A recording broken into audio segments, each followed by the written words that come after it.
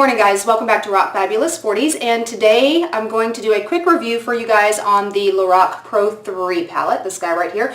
By the way, don't mind my hair. I am going through a no heat phase. I'm trying to get my hair a little more healthy, so I'm trying not to use any heat. So my hair might look like it's living in the 80s for a little while, so just bear with me on that. Anyway, so back to the Lorac Pro 3.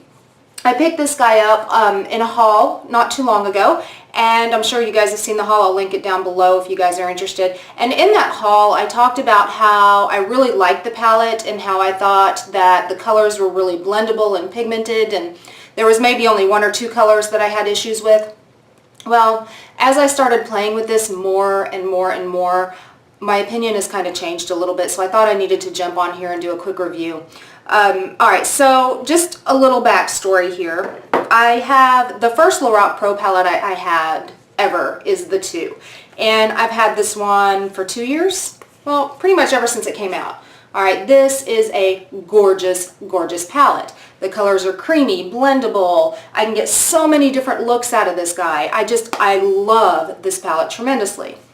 So then, when this one came out, because I love the 2 so much, I jumped on this guy. Alright, and let me pop him open. When you pop him open, and he's got the typical cardboard Lorac Pro packaging. You pop him open, he's got the big mirror, and then he's got your 16 shades. And just like your typical Lorac Pro palettes, you've got your mattes across the top and your shimmers across the bottom. There's 16 shades.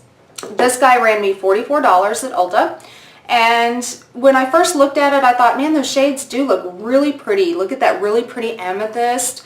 There's some really pretty rosy shades in here, so I was really excited to get this palette. Alright, so let me go ahead and jump into the demonstration really quick, and I'm going to show you guys applying the shadows to get the look that I have today. And while I'm applying the shadows, I'm going to just kind of explain to you guys why my opinion has changed so much with this palette.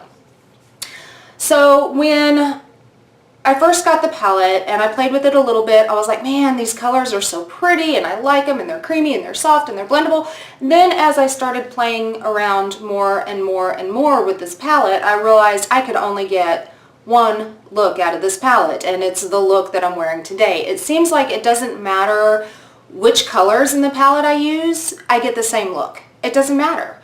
So it's like all of the colors kind of muddle in together. They kind of all blend into each other, and it all just kind of looks like one color, essentially. You can't tell the difference from one to the other. I mean, it's really, I'm just not thrilled. I mean, I spent $44 on a palette just to get the same look out of every single color. Alright, so that's the first thing. That's the number one reason why I'm not really impressed, is I can't get very many looks out of this palette. Okay, so that's number one. Number two, as I took my Lorac Pro 2, this guy here, my love, this is one of my all-time favorite palettes, as I took this palette and compared it side by side to this palette and swatched them side by side, I would take one of one color, swatch it on my arm, one of the other palette, swatch it on my arm, just kind of blend it in a little bit just to see, you know, which one felt better. Honestly, guys, the Lorac Pro 2 felt so good, so creamy, so just beautiful. And the 3 felt not quite there. It's just not quite the creaminess and the consistency of what the Lorac Pro 2 has. So after I did that comparison, I thought, you know what, I don't have the Lorac Pro 1. So I went and I bought the Lorac Pro 1 a couple of weeks ago and started playing around with it. I know it doesn't look used hardly that much at all, but I did start playing around with it. And I love the colors in this guy as well. And I started comparing the Lorac Pro 1 to the 3. And again, I found out that the Lorac Pro 1 was so much more creamy and blendable and pigmented than the Lorac Pro 3. The Lorac Pro 3 is just a little bit off.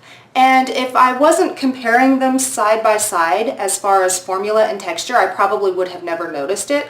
But when I started comparing side by side, I realized this is a little off. And this does kick up a lot of powder and a lot of fallout. So I was just not really, I loved it at first, and then after I started playing with it and really working with it and realized I couldn't get any more than one look and the consistency was really off, you know, I'm just not a big fan of this guy now. So yeah, I have to really retract what I said in my haul, which, you know, in my haul, I hadn't really played with it a whole lot yet. So, you know, after playing with it, I really have to retract what I said in my haul. It's just not a great palette.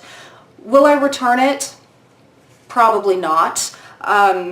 Because I have the other two and it just kind of goes along in my collection.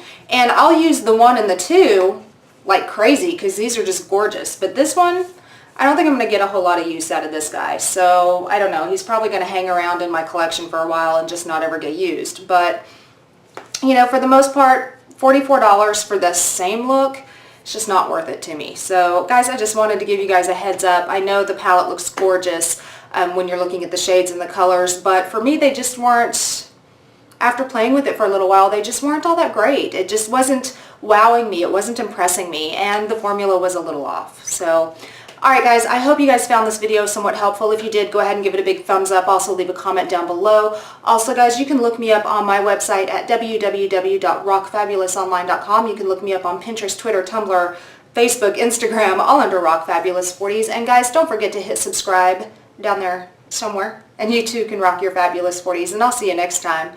Bye guys.